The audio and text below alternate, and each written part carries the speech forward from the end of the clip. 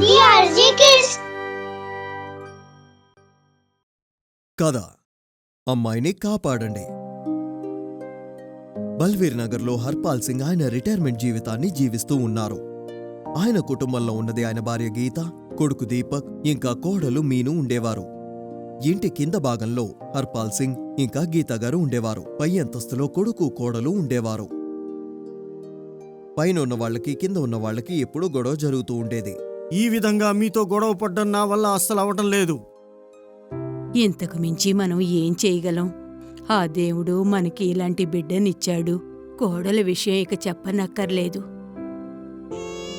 కొన్ని రోజుల తర్వాత దీపక్ భార్య మీనుకి ట్విన్స్ పుట్టారు. ఇద్దరు కూతుర్లు చాలా అందంగా ఉన్నారు. కాని మీను ఏమంటున్నారంటే ఆమె ఇద్దరు కూతుర్లో ఒకళ్ళ మొహం కింద ఉన్న వాళ్లలాగే ఉంది అని. రెండో కూతురు చూడ్డానికి మీనులాగా ఉందట. అందుకని తన్ని మాత్రమే చూసుకుంటున్నారు. వాళ్లలాగా లేరు అనుకున్న ఆ కూతుర్ని గీత తీసుకొచ్చి పెంచుకుంటున్నారు.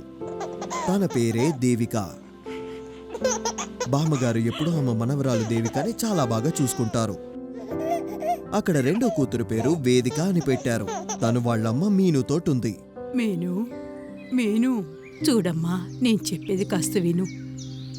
త్వరగా చెప్పండి, ఏం కావాలి మీకు? నేను తీరిగ్గా వెళ్ళలేను. ఇలా చూడమ్మా, దేవికాకి మాత్రం పాలివ్వు. నేను నిన్ను బతిమాలుకుంటున్నాను. తను నీ బిడ్డే కదా, తన్ని మాత్రం ఎందుకు దూరంగా ఉంచుతున్నావు? నేను తనకి పాలు ఇవ్వలేనంతే. నాకున్నది ఒకే ఒక కూతురు, తను నా దగ్గరే ఉంది. హర్పాల్ సింగ్ ఏమో ఈ విషయాన్ని కూర్చొని వింటూ ఉన్నారు. అప్పుడు పైకి చూసి మీనుతో ఏమన్నారంటే, కోడలా, నువ్వు అలా మాట్లాడకూడదమ్మా. నువ్వు కాస్త ఆగు. ఇంతకు మించి మాట్లాడవో మర్యాద దక్కదు. అలా చెప్పి మీను రూంలోకి వెళ్ళిపోయింది. దేవిక ఒకవైపు బామ్మ దగ్గర ఆకలితో ఏడుస్తూ ఉంది. బామ్మగారు తన్ని తీసుకుని తాతయ్య పక్కనొచ్చి కూర్చున్నారు. ఇలా చూడు గీత, మహాభారతంలో నేను విన్నదేంటంటే కుంతి కర్ణుణ్ణి నదిలో వదిలేసి వచ్చేటప్పుడు అప్పుడు అక్కడికి వచ్చిన ఒక అతను ఆ పిల్లాడిని తన ఇంటికి తీసుకెళ్లాడట. అప్పుడు తన భార్య రాధాకి సంతానమే లేదట. అందువల్ల కర్ణుణ్ణి వాళ్ళు చాలా గారంగా పెంచుకున్నారట. ఇది చాలా పెద్ద విషయం కదా. ఒకరిని ఒక చోటు నుంచి కాపాడిన వాళ్లే చాలా పెద్ద మనుషులవుతారు, తెలుసుకో. మీరు చెప్పింది నిజమే. ఆ దేవుడు మన దేవిక కోసం ఏదో ఒక మంచే చేస్తాడు. సాయంత్రం దీపక్ కొన్ని వస్తువుల్ని కొనుక్కుని ఇంటికొస్తున్నారు. అలా మెట్లెక్కి పైకి వెళ్ళిపోతూ ఉన్నారు. అప్పుడు వాళ్ల నాన్నగారు ఆయన్ని పిలిచి, నానా దీపక్, ఒకసారిట్రా, నీతో ఒక ముఖ్యమైన విషయం మాట్లాడాల్సింది. పైనుంచి మీను అరుస్తూ మాట్లాడుతోంది. ఏం చెప్తారో నాకు బాగా తెలుసు. నన్ను తిట్టాలి, అంతే కదా? అదేంటో త్వరగా చెప్పండి, నాకిప్పుడు అంత టైం లేదు. కన్నా, నేను చెప్పేది విను. నువ్వు కొంచెం దేవికని చూసుకో. తను నీ గొంతు విన్నప్పుడల్లా ప్రేమతో లేవడం ఇక్కడి నుంచి నేను చూడగలుగుతున్నాను. ఇది చెప్పడానికే పిలిచారా? ఎందుకు అనవసరంగా ఆయనతో మాట్లాడి టైం వేస్ట్ చేసుకుంటారు? త్వరగా పైకి రండి, మనం బయలుదేరి బయటికి వెళ్ళాలి. వస్తున్నాను. ఇలాగే కొన్ని సంవత్సరాలు గడిచిపోయాయి. పిల్లలిద్దరూ కాస్త పెద్దవాళ్లైపోతారు. దేవిక బామ్మని అమ్మ అని పిలవడం మొదలుపెట్టింది. తను బామ్మ లేకుండా ఒక్క నిమిషం కూడా ఉండలేదు. కొన్నిసార్లు ఎప్పుడైనా తాతయ్య తిట్టారు అంటే వాళ్ళమ్మని పిలుచుకొచ్చి తాతయ్య మీద కంప్లైంట్ కూడా చేస్తుంది. సరేనమ్మా, అలాగే. చూడండి, ఎవ్వరూ నా బిడ్డని ఏమీ అనకూడదు. ఒకరోజు దీపక్ మీను మాట్లాడుకుంటున్నారు. ఇలా చూడండి, నేనింకెక్కువ కాలం ఈ ఇంట్లో ఉండలేను. ఒకటి నన్ను ఎక్కడికైనా తీసుకువెళ్ళండి, లేదా వాళ్ళని పంపించేయండి. ఆలస్యం చేశారో నేను ఇంట్లోంచి వెళ్ళిపోతాను. తర్వాత ఆ ముసలాళ్లతో మీరే పడాలి. నన్నేం చేయమంటావు? కిందుండేవాళ్లే అలా మాట్లాడుతూ ఉంటే ఇక్కడ నువ్వు కూడా నన్ను భయపడతావేంటి? ఇక్కడ ఏం చేయలేకపోతున్నాను, అలాగే అక్కడ కూడాను. సర్లేండి, ఆ విషయం వదిలేండి. ఓ మాట చెప్పండి, పిల్లల్ని దత్త తీసుకుంటారే చెడ్డాగారని ఒక ఆయనతో దేవిక గురించి మాట్లాడారా లేదా? మాట్లాడాను. ఎంత అంటున్నారాయన? 5 లక్షల కన్నా ₹1 కూడా ఎక్కువగా ఇవ్వలేనని చెప్పాడు. 4 రోజుల్లో పేపర్స్ రెడీ అయిపోతాయి. సర్లే కానివ్వండి, 5 లక్షలే గొప్ప. ఒకవేళ దేవిక వాళ్ళ బామ్మ తాతయ్య దీనికి అసలు ఒప్పుకోకపోతే? ఒప్పుకోడానికి వాళ్ళెవరు? మన పాప కదా, అన్ని హక్కులు మనకే ఉంటాయి. మధ్యలో ఆపడానికి వాళ్ళెవరు? అడ్డొస్తే కాళ్ళెరకొడతాను. మీరు త్వరగా పేపర్స్ సిద్ధం చేయించండి. బామ్మ గీత దేవికకి స్నానం చేయిస్తున్నారు. దేవిక టబ్లో కూర్చొని స్నానం చేస్తోంది. అప్పుడు దీపక్ అటువైపు నుంచే నడిచి వెళ్తున్నారు. దేవిక 2-3 సార్లు నాన్న నాన్న అని పిలిచింది, కానీ ఆయన ఏమీ పట్టించుకోలేదు. అప్పుడు బామ్మ ఏమన్నారంటే, చూడ్రా, ఒక్కసారైనా బిడ్డతో మాట్లాడు. ఇంతగా నీ కూతుర్ని ద్వేషించకూడదు. నాకు టైం లేదు, చేయాల్సిన పనులు చాలా ఉన్నాయి. అలా అని చెప్పి దీపక్ బయలుదేరిపోయారు. గీత దేవికాకి స్నానం చేస్తున్నప్పుడు ఏమంటున్నారంటే, చూడు, అమ్మెక్కడుంది? చిన్న వేదిక ఎక్కడుంది? పైన.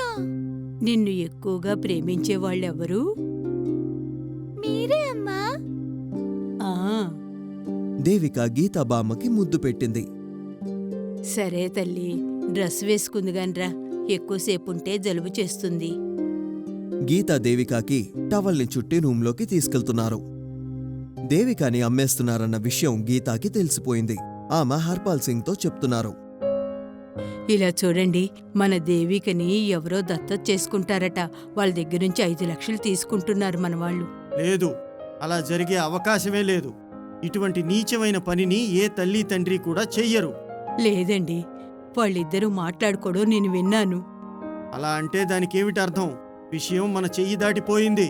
నువ్వేమీ దిగులు పడకు. దేవికా మీద వాడి వేలు పడ్డానికి కూడా నేను ఒప్పుకోను. వాణ్ణి నేను జైలుకి పంపిస్తున్నాను. వద్దండి, అలా చెయ్యకండి. ఎంతైనా దీపక్ మన కొడుకు, వాడికి అర్థమయ్యేలా నేను చెప్తాను. వాడొక పనికి మాలిన వాడిగా మారిపోయాడు. ఎందుకు పనికిరాడు. మీకు ఎలా అనిపిస్తే అలాగే చెయ్యండి. హర్పాల్ సింగ్ ఆయన మొబైల్ ఫోన్ని తీసుకుని ఈ విషయాన్ని పూర్తిగా ఎవరికో చెప్పేశారు. రాత్రయ్యింది. హర్పాల్ సింగ్, గీత ఇంకా దేవిక కూర్చునున్నారు. అప్పుడే చెడ్డా, ఇంకొక మహిళ దీపక్తో పాటు వచ్చి అలా మెట్లెక్కి పైకి వెళ్తూ ఉన్నారు. చెడ్డా చూడ్డానికి 50 సంవత్సరాల వయసున్నవారు. ఆయన చేతిలో డబ్బులు కూడా ఉన్నాయి. దేవికని తీసుకువెళ్ళడానికి వచ్చేవాళ్ళు వీళ్ళే అనుకుంటానండి. నువ్వేమీ దిగులు పడకు. నేను ఇక్కడ అన్ని ఏర్పాట్లు చేసి ఉంచాను. అప్పుడు దీపక్ పైనుంచి వచ్చి దేవికాని తీసుకువెళ్ళడానికి ప్రయత్నిస్తున్నారు. చూడ్రా, ఈ అమ్మాయిని ఎక్కడికి తీసుకువెళ్తున్నావు? వాళ్ళసలెవరు? వాళ్ళు దేవికని తీసుకెళ్ళడానికే వచ్చారు. నువ్వు చేసే విషయం చాలా పెద్ద తప్పు. అర్థం చేసుకో. ఏది సరైన పనో నాకు బాగా తెలుసు. అనవసరంగా మధ్యలో మీరు కలగ చేసుకోకండి. దీపక్ దేవికాని తీసుకుని పైకి వెళ్తున్నారు. దీపక్, మీను, చెడ్డా, ఆ మహిళ అందరూ పైనే ఉన్నారు. 5 లక్షలు చాలా తక్కువ. ఇలా చూడండి, ఈ విషయం గురించి నేను దీపక్కి ముందే చెప్పాను. సరే, ఇలా చూడండి, మీరు ఇంతగా అడుగుతున్నారు కాబట్టి 5 లక్షలకి పైన ఇంకొక 50,000 వేసిస్తాం. చెడ్డా బ్యాగ్ నుండి 5 లక్షల రూపాయలు తీసి టేబుల్ మీద ఉంచారు. దీపక్ని ఒక పేపర్ మీద సైన్ చేయమని చెప్పి అడిగారు. ఇదిగోండి పేమెంట్. 5.5 లక్షలు ఇచ్చాను. ఈ బిడ్డ ఇక నుంచి మాకు సొంతం. మీకు శుభాకాంక్షలు. దీపక్ గారు, ఎవరు అబ్జెక్షన్ చెప్పరు కదా? అప్పుడు ఒక గొంతు వినపడింది. చట్టం తప్పకుండా దీన్ని ఆబ్జెక్ట్ చేస్తుంది. వెంటనే పోలీసులు రూంలోకి వచ్చారు. ఆ పాప ఎవరి బిడ్డ అయినా సరే, తనని కొనడం గాని అమ్మడం గాని చేయడం చాలా పెద్ద నేరం. ఇప్పుడు మీ నలుగురిని మేము అరెస్ట్ చేయబోతున్నాం. నలుగురిని అరెస్ట్ చేసి పోలీసులు కిందకి తీసుకొచ్చేశారు. దీపక్, మీను క్షమాపణ కోరుతున్నారు. అప్పుడు గీత గారు ఏమన్నారంటే, క్షమాపణ చెప్పాలనిపిస్తే మీ కూతురు దేవికే చెప్పండి. మిమ్మల్ని ఆ దేవుడు కూడా క్షమించడు. నన్ను క్షమించు బంగారం. లేదు, నువ్వు చాలా చెడ్డ అమ్మవి. వీళ్ళని మీరు తీసుకెళ్ళండి ఇన్స్పెక్టర్ గారు. ఇటువంటి మనుషులు ఇక్కడ ఉండనేకూడదు. వీళ్ళకి వీలైనంత వరకు కఠినమైన శిక్ష ఇవ్వండి. పోలీసులు నలుగురిని తీసుకువెళ్ళిపోతున్నారు. నలుగురు సిగ్గుతో తలదించుకుని పోలీస్ బండిలో కూర్చున్నారు. బండి అక్కడి నుంచి బయలుదేరిపోయింది. చెడు చెయ్యాలి అనుకుంటే ఎప్పుడూ చెడే జరుగుతుంది.